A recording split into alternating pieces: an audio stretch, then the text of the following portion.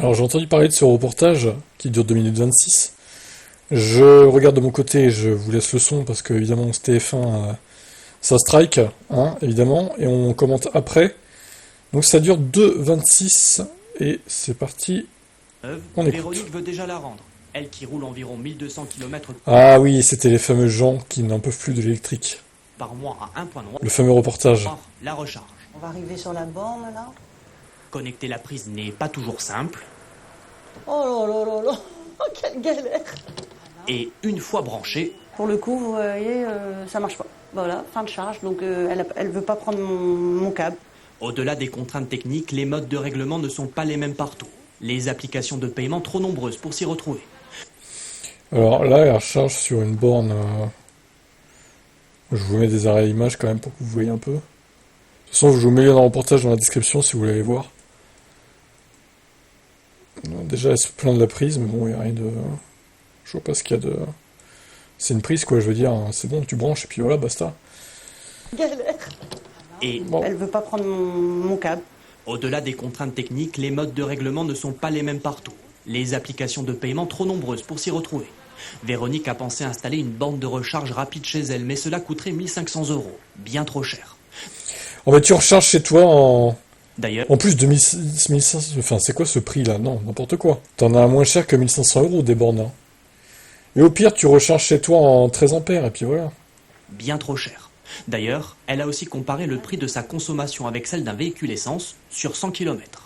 On est à 8,59 € et là, moi, je suis à 13,07 €. Donc, il n'y a pas photo. C'est beaucoup plus cher qu'une voiture thermique. C'est beaucoup plus cher, bah oui, madame, hein. Ah bah oui, hein.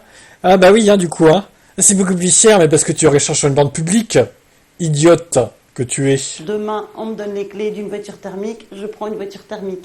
C'est trop drôle. Ah putain, elle Des m'énerve. complications pour les gros rouleurs comme Véronique, qui ont Véro, attention, tu nous déçois un peu là. tendance à créer des réticences. En juillet, les ventes de modèles électriques ont diminué de 10,8% par rapport à l'an dernier. Une des causes de ce ralentissement, la réduction des aides gouvernementales.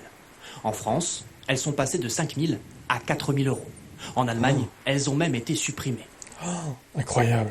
Les ventes de véhicules électriques progressent moins vite parce que les prix des voitures ont fortement augmenté. C'est devenu plus compliqué d'acheter un véhicule et un véhicule électrique encore plus parce qu'il coûte plus cher. Et il n'y a pas beaucoup d'offres de petits véhicules électriques meilleur marché. Même les prix de l'occasion restent élevés. Chez ce concessionnaire, difficile de trouver un client pour ce modèle, proposé en location longue durée. Ici, on est à Kona. 350 €. Kona 64 Difficile de trouver un client kWh. pour ce modèle, proposé en location longue Mais restylé. Enfin, c'est le Kona 1.5, on va dire quoi. C'est pas le 2.0. durée. Ici, on est à 350 € sur un véhicule d'occasion. On doit être à un peu moins de 400 € pour une neuve. Donc il y a trop peu d'écart en fin de compte pour le client aujourd'hui parce que cette voiture n'est pas aidée ni par l'État ni par les constructeurs. Des constructeurs refroidis par le recul des ventes. Ford Alors, il précise pas le kilométrage du Kona en question. Pour le coup, ça se trouve, il est très peu kilométré. va produire moins de véhicules électriques au profit de l'hybride jugé plus rentable. Du côté des loueurs, Hertz va se débarrasser de 20 000 voitures électriques aux États-Unis et reprendre des moteurs essence. Dans ce parking d'un aéroport parisien où transitent des millions de voyageurs, certains clients hésitent encore à accepter une électrique dans les agences de location. On ne sait pas si on part, le débit, l'autonomie, qu'est-ce que ça fait, où on peut la recharger éventuellement. Même si des efforts ont été faits sur les autoroutes, certaines zones rurales manquent toujours de bornes adaptées. Pour relancer l'électrique, certains experts misent surtout sur une baisse des prix lorsque les voitures d'occasion seront plus nombreuses sur le marché. Oui, c'est une possibilité. Enfin, elles sont déjà assez nombreuses pour le coup, mais... Alors là, c'est contradictoire parce qu'on nous disait qu'au final, ça décode beaucoup les électriques. Mais bon, au final, on nous dit... Il y a trop peu de différence avec le neuf. Il faudrait savoir, quoi, au bout d'un moment. Bon, sinon, Véro... hein, au final, ils ont demandé à plein de monde de les contacter, mais ils ont diffusé qu'une seule personne qui voulait faire marche arrière, revenir au thermique. Donc, bon...